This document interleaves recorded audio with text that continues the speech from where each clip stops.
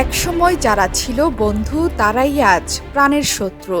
দুই মুসলিম প্রতিবেশী আফগানিস্তানের ক্ষমতাসীন তালেবান আর পাকিস্তান সেনাবাহিনী দাঁড়িয়েছে সর্বাত্মক যুদ্ধের দ্বার প্রান্তে। যে কোনো সময় পাকিস্তান সেনা ও বিমান বাহিনী আফগানিস্তানে চালাতে পারে ভয়াবহ অভিযান। তবে বসে নেই তালেবানও। বিভিন্ন সময় পাকিস্তানের প্রতি হুঁশিয়ারি উচ্চারণ করেছেন তালেবান সরকারের শীর্ষ ব্যক্তিরা। তারা সতর্ক করে দিয়ে বলেছেন, পাকিস্তান যেন আফগানিস্তানে হামলার কথা চিন্তাও না করে। পাকিস্তানে যুদ্ধে লজ্জাজনক পরাজয় বরণ করবে, এমনটাই হুঁশিয়ারি তালেবানদের। থেকে শিখরে তালেবানের মুখপাত্র জাবিহুল্লাহ মুজাহিদ বেশ কয়েক মাস আগেই এক বার্তায় বলেছিলেন, আফগানিস্তান তার লক্ষ্যের ব্যাপারে অঙ্গীকারবদ্ধ। দেশের সার্বভৌমত্বের উপর যে কোনো হস্তক্ষেপের বিরুদ্ধে প্রতিরোধের অঙ্গীকার করেছে তালেবান।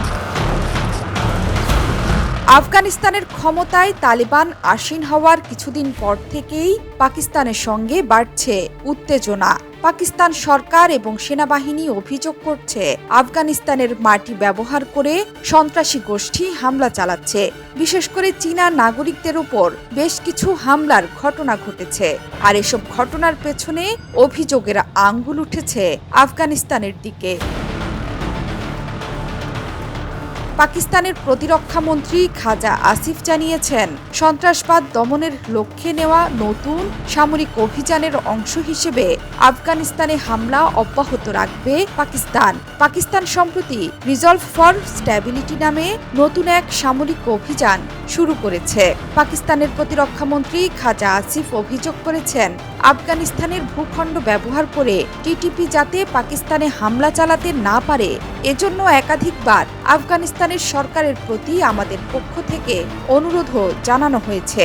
কিন্তু এখন পর্যন্ত তালেবান সরকার টিটিপির তৎপরতা বন্ধে কোনো পদক্ষেপই নেয়নি। তালেবান টিটিপির বিরুদ্ধে পদক্ষেপ নিতে অনীহা দেখাচ্ছে। তবে আফগানিস্তানে হামলা চালিয়ে জয়ী হওয়া পাকিস্তানের জন্য মোটেই সহজ কাজ হবে না। সুদীর্ঘকাল ধরে গেরিলা যুদ্ধে অভ্যস্ত তালেবান ক্ষমতায় এসেই সামরিক শক্তি বৃদ্ধি করার দিকে মনোযোগ দিয়েছে। চলতি বছরের মার্চে পাকিস্তান আফগানিস্তানের খোস্ত ও পাকতিকা প্রদেশে কথিত জঙ্গি আস্তানায় বিমান হামলা চালায়। জবাবে আফগানিস্তানের বাহিনী পাকিস্তানের কুলগাম ও উত্তর ওয়াজিরিস্তান সীমান্তে দেশটির সেনা অবস্থান লক্ষ্য করে গোলাবর্ষণ করে।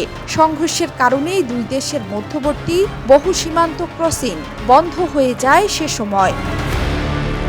জোহরা চৌধুরী সেতু, ৭১।